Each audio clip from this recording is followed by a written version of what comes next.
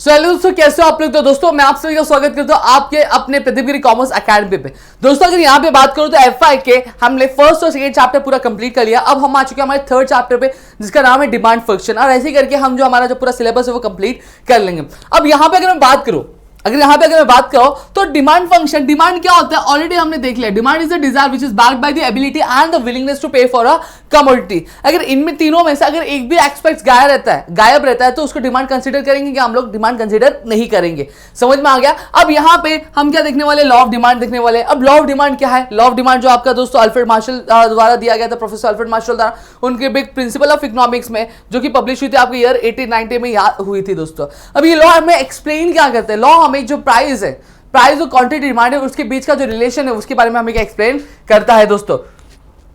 चलिए अब statement of the law हम लोग देख लेते हैं।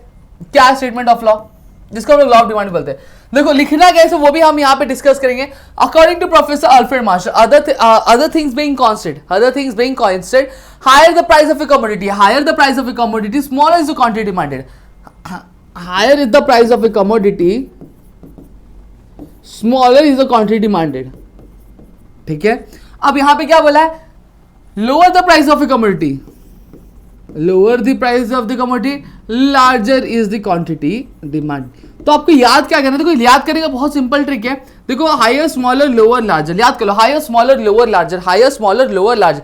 Higher the price of a commodity, smaller is the quantity demanded. Lower the price of a commodity, larger is the quantity demanded. समझ में आ गया। तो मतलब क्या बोला कि जब कमोडिटी की प्राइस ज्यादा होगी, तो क्या किया जाएगा? जो डिमांड होगा उसका वो क्या रहेगा? कम रहेगा। वही जब कमोडिटी की प्राइस कम रहेगी तो उसके लिए जो डिमांड होगा वो ज्यादा होगा। सीधी सीधी बात अगर मैं बात करूं, मार्केट में आपके लिए आपके ये दो मार्कर्स है, ठीक है। फॉर एग्जांपल ये दो मार्कर्स है, ये मार्कर का काम एक ही, सारी चीजें एक ही है, ठीक है। अब ये अगर इसकी प्राइस 200 रुपए, इसकी प्राइस 200 रुपए और इसकी प्राइस कितनी है? इसकी जो प्राइस है, इसकी प्राइस है 50 रुपया। तो आप क्या खरीदोगे? बीइंग अ कंज्यूमर आप क्या खरीदोगे? आप क्या, मेरे ख्याल से अगर मैं होता तो मैं ये वाले मार्कर खरीदता, ठीक है। अब मेरे जैसे और भी लोग होते तो ये वाले मार्कर खरीदते। अब इसकी प्राइस कम है तो लोग इसको ज्यादा खरीदते, मतलब इसका डिमांड क्या है? ज्यादा है। अब यहीं पे अगर मैं बात करूं, अब ये जो प्राइस है, अब ये जो चीज है, ये चीज इसकी प्राइस क्या है? ज्यादा है, ठीक है। तो डिमांड क्या होगी? इसकी कम होगी। शायद एक बंदा खरीदे, दो बंदा खरीदे, ऐसे ही रहेगा। समझ में आ गया। तो यही बोला है कि higher the price of commodity, smaller is the quantity demanded, lower the price of commodity, larger is the quantity demanded. समझ में आ गया। अब यहां पे अगर मैं बात करूं तो क्या लिखा हुआ है? The price of commodity rises और demand falls when the price of commodity falls for the commodity rises. यहां पे बेसिकली देखो इस शेड्यूल की वजह से हम लोग समझेंगे।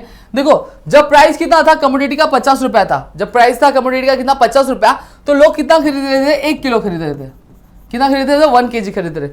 जब 40 रुपया हुआ, देखो प्राइस कम हो रहा है तो लोग कितना खरीद रहे थे? 2 kg, यानी डिमांड क्या हो गया? 1 किलो और बढ़ गया।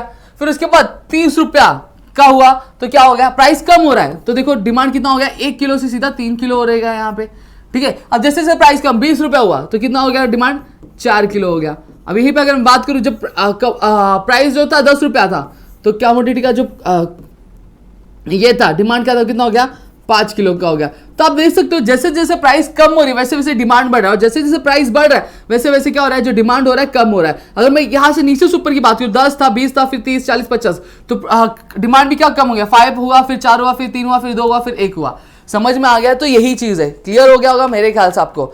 अब यहां पे अगर मैं बात करूं, ये क्या दिखा रहा है? इनवर्स रिलेशनशिप यानी उल्टा रिलेशनशिप दिखा रहा है। प्राइस क्या हो रहा है जब कम हो रहा है? प्राइस क्या जब कम हो रहा है तो डिमांड क्या हो रहा है? बढ़ रहा है। तो यानी इनवर्स रिलेशनशिप है किसके बीच में? जब प्राइस है कमोडिटी का उसके और क्वांटिटी डिमांडेड जो कमोडिटी के उसके बीच में। क्लियर हो गया।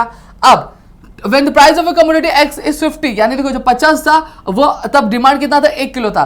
जब 40 हुआ तो 2 किलो, जब 30 हुआ तो 3 किलो। यही चीज आपको क्या लिखनी है? अभी आपको क्या एक्सप्लेन करना रहेगा शेड्यूल को आपको वर्बल फॉर्म में। क्लियर हो गया। अब नेक्स्ट क्वेश्चन, अब नेक्स्ट आगे बढ़ते ग्राफ की तरफ। अब ग्राफ की अगर मैं बात करूं तो ग्राफ यहाँ पे मैं आपको ड्रॉ करके भी बताऊंगा थोड़ा सा, ठीक है। प्रॉपर नहीं बनेगा लेकिन प्रॉपर हम लोग यहाँ पे थोड़ा सा कोशिश करेंगे बनाने की। अब हमेशा ध्यान रखना जो आपकी वर्टिकल लाइन रहेगी उसको हम लोग वाई एक्सिस रिप्रेजेंट करते हैं, और जो आपकी हॉरिजॉन्टल आएगी उसको हम लोग एक्स एक्सिस रिप्रेजेंट करते हैं। और ये आपका जो यहाँ पे इंटरसेक्ट करिए दोनों ही एक्सिस, उसको हम लोग क्या बोलेंगे? ओरिजिन बोलेंगे। क्लियर हो गया। अब हमेशा वाई एक्सिस पे क्या रहेगा? आपका प्राइस रहेगा। क्या रहेगा? प्राइस रहेगा। और आपके हमेशा एक्स एक्सिस पे क्या रहेगा? क्वांटिटी डिमांडेड रहेगा। समझ जाना। समझ में आ गया। अब प्राइस क्या था हमारा? 10, 20, 30, 40, 50। तो हम लोग ये इधर प्लॉट कर देंगे।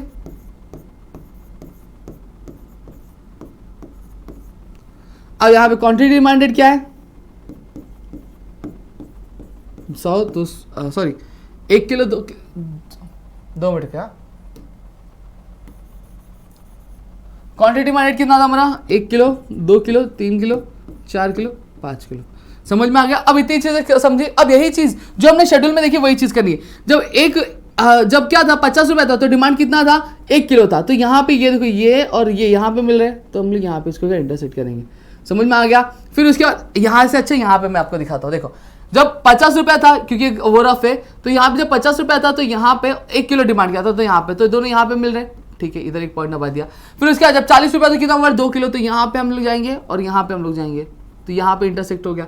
ठीक है फिर 30 और ये 3 यहाँ पे मिल रहे हैं। फिर ये 4 और 20 यहाँ पे मिल रहे हैं। फिर इसका 5 और 10 यहाँ पे मिल रहे हैं। समझ में आ गया। अब क्या करोगे ये जो लाइन है सब लोग ड्रॉ कर देंगे। अब हम लोग कहाँ से आ रहे नीचे से ऊपर जा रहे हैं ऊपर से नीचे आ रहे हैं। हम लोग ऊपर से नीचे आ रहे हैं। क्या आ रहे हो ऊपर से नीचे आ रहे हैं और जो कर्व होगा उसको हम लोग क्या देंगे डी कर देंगे। अब आंसर क्या आएगा जो कर्व है वो क्या हो रहा है डाउनवर्ड स्लोप कर रहा है। कहां स्लोप कर रहा है डाउनवर्ड स्लोप कर रहा है। दोस्तों समझ में आ गया। देखो यही चीज लिखी होगी जो मैंने आपको अभी बताई वो बोली। देखो x axis represent the demand for the commodity. Already मैंने बताया एक्स एक्सिस पे हमने क्या रखा था हमने क्वांटिटी डिमांड रिप्रेजेंट किया था और वाई एक्सिस पे हमने क्या रखा था प्राइस जो थी कमोडिटी का वो रखा था। डीडी क्या है DD is the demand curve. DD already मैंने बताया डीडी क्या आपका डिमांड कर्व है। यहां पे चीजें मैंने बताया विच स्लोप्स डाउनवर्ड। मैंने क्या बताया देखो ऊपर से नीचे आ रहा है यानी डाउनवर्ड स्लोप कर रहा है यानी नीचे की तरफ क्या कर रहा है वो स्लोप कर रहा है। ये चीजें मैंने बताया आप लोगों को। अब लेफ्ट टू राइट है। देखो ये हमारा राइट ये हमारा क्या है दोस्तों राइट हैंड साइड और ये हमारा क्या है आपका क्या है हमारा सॉरी ये लेफ्ट है और ये राइट है। अब यहां पे अगर मैं बात करूं तो ये कहां पे स्लोप कर रहा है आपके नीचे की तरफ स्लोप कर रहा है। कहां पे स्लोप कर रहा है आपके ये नीचे की तरफ क्या कर रहा है स्लोप कर रहा है। दोस्तों समझ में आ गया। तो ये लेफ्ट टू राइट जा रहा है। क्या जा रहा है आपका लेफ्ट टू राइट जा रहा है। क्लियर हो गया। कहां स्लोप कर रहा है लेफ्ट टू राइट क्या आपका ये स्लोप कर रहा है। दोस्तों क्लियर हो गया। तो यही चीज यहां पे क्या लिखी हुई है। अब यहां पे एक चीज वापस समझा देता हूं। देखो ये लेफ्ट है ये राइट है। स्लोप कहां पे कर रहा है ऐसे कर रहा है तो लेफ्ट टू राइट जा रहा है लेफ्ट टू राइट जा रहा है। समझ में आ गया डिमांड कर्व। अब यहां पे ध्यान देते हैं। ठीक है अब अजम्पशंस है यहां पे कुछ अजम्पशंस दिए कि अगर इनमें कोई चेंज नहीं होगा तो ये क्या होगा ये लॉ ऑफ डिमांड का एकदम बराबर रहेगा। देखो डिमांड क्या होगा इंक्रीज और डिक्रीज नहीं होगी। तो यहां पे ध्यान देते हैं। सबसे पहले क्या दिया हुआ है अजम्पशन दिया constant level of income. Constant level of income लिख सकते हो या फिर नो चेंज इन इनकम लिख सकते हो। अब नो चेंज इनकम क्या हो गया कि जो कंज्यूमर होगा उसकी इनकम में क्या बढ़ोतरी या फिर घटौती होनी नहीं चाहिए। अगर उसकी इनकम बढ़ेगी तो बट ऑब्वियस सी बात है ये ह्यूमन टेंडेंसी है कि जो कमोडिटी के लिए जो डिमांड होगा वो भी क्या इंक्रीज होगा यानी पैसा आएगा तो वो और चीजें खरीदेगा और चीजें खरीदेगा मतलब डिमांड रेज हो रहा है। अब जब उसकी इनकम कम होगी तब भी डिमांड को इफेक्ट पड़ेगा। क्या पड़ेगा इफेक्ट पड़ेगा यानी इनकम कम हुई तो क्या सामान कम खरीदेगा यानी डिमांड क्या हो जाएगी कम हो जाएगी। क्लियर हो गया।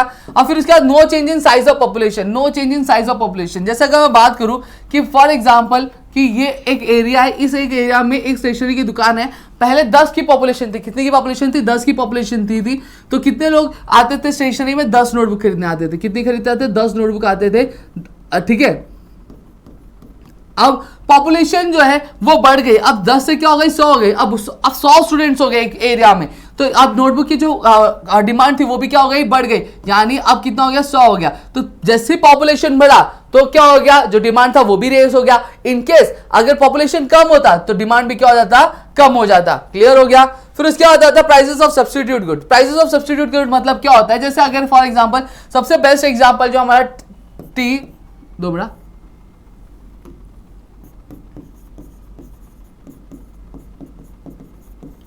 टी और कॉफी का है। ठीक है अब जैसे कि मैं बात करूं चाय ठीक है अगर चाय का दाम बढ़ता है यानी चाय अगर 10 से 20 हो जाती है और कॉफी जो है वो 8 रुपए ही है तो हम क्या खरीदेंगे हम क्या पिएंगे हम कॉफी ही पिएंगे। क्यों क्योंकि चाय का दाम क्या हो गया बढ़ गया। भैया अगर कॉफी का जो दाम है वो 28 रुपए हो जाता है तो हम लोग क्या पिएंगे चाय कितने की 20 रुपए तो हम लोग क्या पिएंगे चाय पिएंगे। तो ये सब्स्टिट्यूट अगर आप चाहते हो कि टी की डिमांड में कोई चेंज ना है तो कॉफी का जो प्राइस होना चाहिए वो क्या होना चाहिए कांस्टेंट होना चाहिए उसमें कोई भी बदलाव होना नहीं चाहिए। अगर आप चाहते हो कि कॉफी की डिमांड को इफेक्ट ना हो तो चाय का जो प्राइस होना चाहिए वो क्या होना चाहिए सेम होना चाहिए वो चेंज होना नहीं चाहिए। क्लियर हो गया।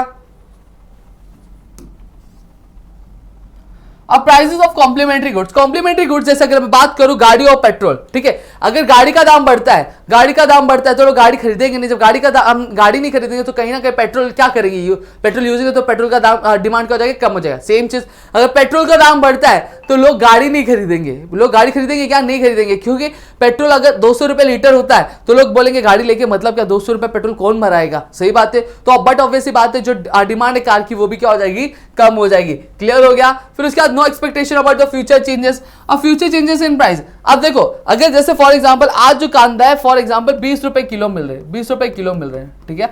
अब मैं ये एक्सपेक्टेशन कर रहा हूं, ये मैं प्रेडिक्शन कर रहा हूं कि आने वाले टाइम में जो कांदे का भाव होगा 80 रुपए किलो हो जाएगा। कितना रुपए हो जाएगा, 80 रुपए किलो हो जाएगा, यानी दुगना तिगना हो जाएगा सीधा सीधा। तो मैं ये सोच के रखूंगा कि अभी मैं क्या कर लेता हूं, बहुत सारे जो कांदे हैं वो स्टोर करके क्या रख लेता हूं, तो यानी अभी करंट में जो उसकी डिमांड हो जाएगी वो बढ़ जाएगी, सही बात है, और फ्यूचर में क्या हो जाएगा, कम हो जाएगा।